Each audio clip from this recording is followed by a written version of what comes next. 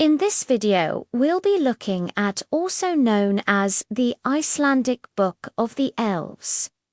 This book helped to establish the belief in hidden elves, or in Iceland, which is still prevalent today. But before we get into that, if you are new here and you love all things mythology and folklore, then consider subscribing so you don't miss any future videos.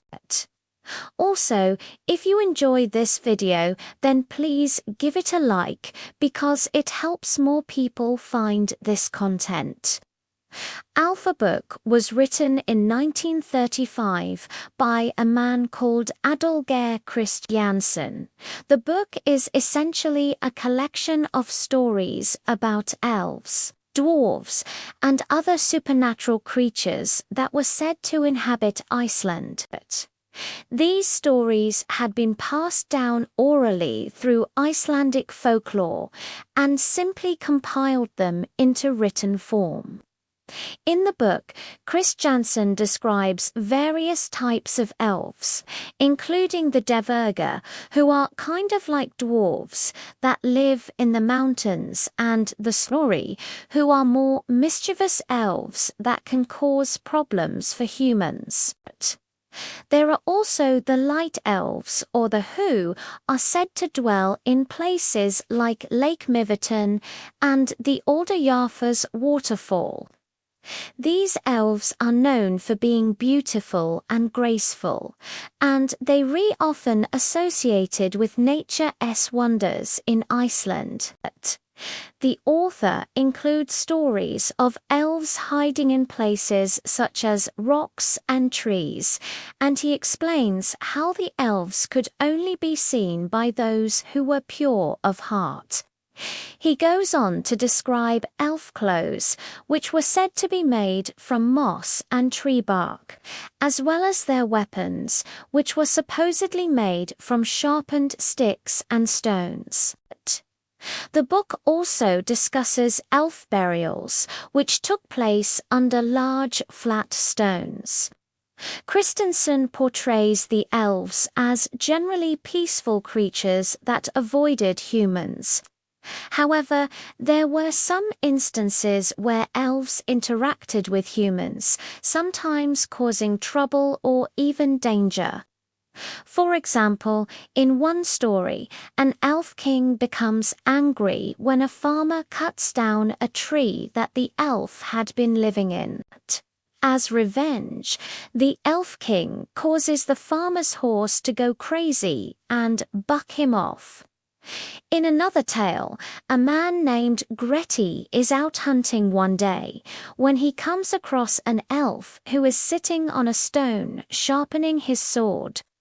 The elf challenges Grettir to a fight, and although Grettir refuses, the elf attacks him anyway. Grettir manages to defend himself using a stone, but the elf disappears before Grettir can kill him. However, not all the stories in the book are negative. In one particularly well-known story, a young woman named Ada attends a party in the village, but she sneaks away early in the morning. When she walks past an old stone wall, she hears music and singing coming from inside. Intrigued, she looks over the wall and sees a group of elves dancing and having a good time. One of the elves, a young man named Alpha, spots Ada watching them and warns her not to look at the elves. But Ada cannot help but sneak another peek from behind the wall, and she is spotted once again by the elves. To punish her for spying on them, the elves take her to their underground world to be their prisoner.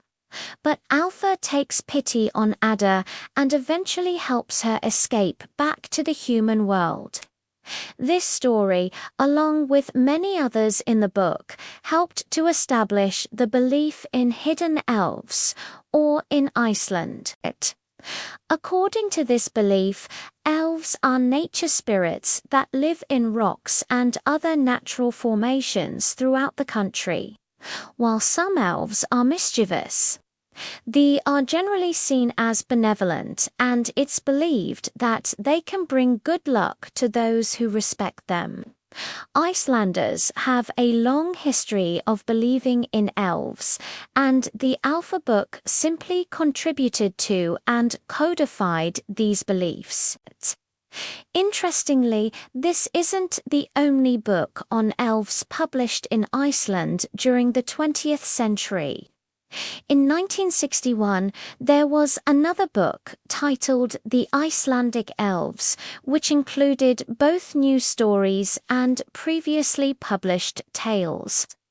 Today, belief in elves is still strong in Iceland, with around half of Icelanders believing in them to some extent. In recent years, elf tourism has become popular in Iceland, with many people visiting the country to see the famous elf school in Reykjavik or to go on elf-themed tours. And that brings us to the end of this video. Let me know what you think of elves down in the comments below. And if you haven't seen my other videos on the subject, then check them out now. Thank you so much for watching, and I'll see you next time. Bye.